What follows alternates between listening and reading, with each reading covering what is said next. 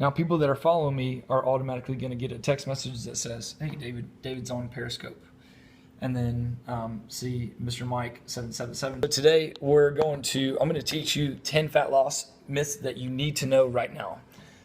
If you are in a situation where, say, you're coaching someone or you're trying to improve yourself at this moment, these things will lead to your success.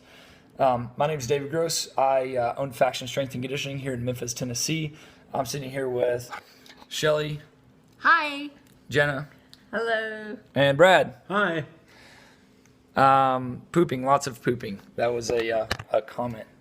So after our 10 fat loss myths, I'm going to give you one thing today that the holiday season is coming up. The next holiday is actually Halloween. If you stick around at the end of this video, I'm going to give you one tip that will things. One is a small child. The other, I'll tell you in a minute. So that's I'm going to give you that information after the video, after these tips, these fat loss myths. So the first myth will be right off of my website. So I'm getting these directly off of an ebook, free ebook download. You can go to factionsc.com and download yourself. If you forget what I say right now, or if you're not taking notes, just go right to my website and download this for yourself. The first one, and this is a very common thing, is drinking fruit juice healthy? You know, you have the zero fat or low fat, or things that you go to the store and we drink it for breakfast, we drink it for snacks.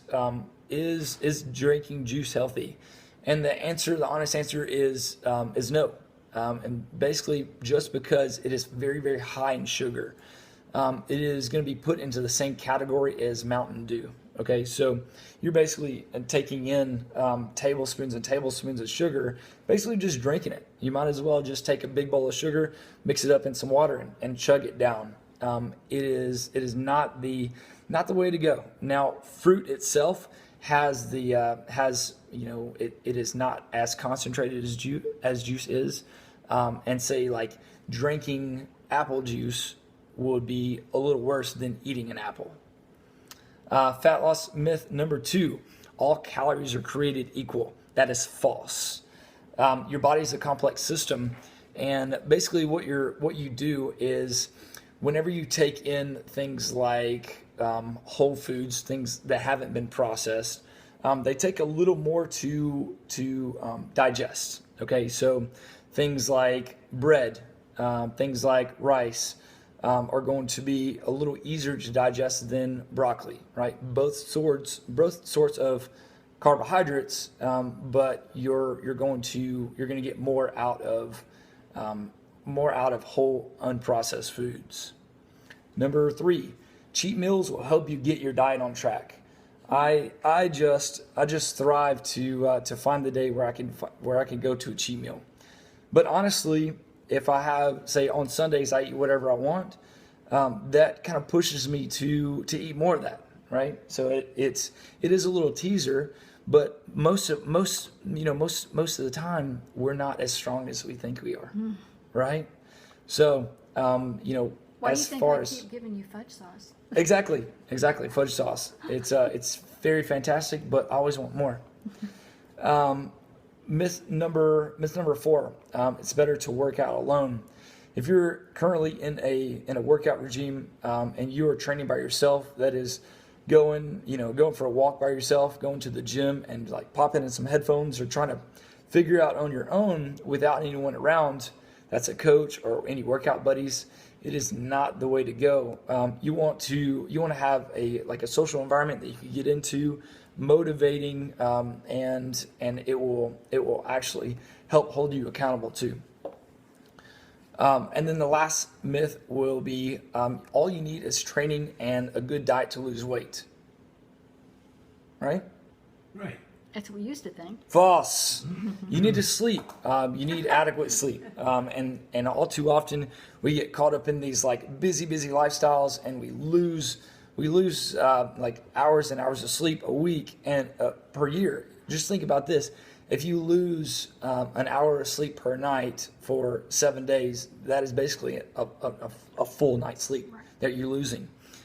Without proper sleep, your cortisol levels, basically your stress, increases, which causes anxiety and weight gain. Right? We need to maintain these. What's that, Matt? These heavy or these healthy levels of cortisol. But when we're out of whack, hormones go crazy, and it's done. So if you have any more questions, go to www.factionsc.com and download the ebook right now. As far as your Halloween trick goes, you need in order to be successful this Halloween, you need a small child and you need a big bag like a pillowcase. You actually need 2 pillowcases, one for your small child and one for you. I've got a 5-year-old.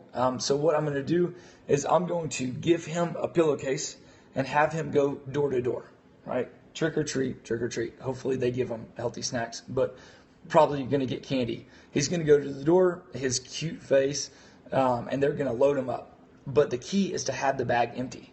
So the kid's bag has to be empty, and I'm the bank. I stand behind the scenes. When he goes and gets his candy, he brings it back to me. I empty it in my bag, and then he goes to the next house with an empty bag. Oh. People feel so sorry for him. You sleazeball. Oh, it's so bad. It's so bad. But it's so good at the same time, right? I love all the hearts. If you have kids, make sure that you are the bank, and they check in with you after every single house.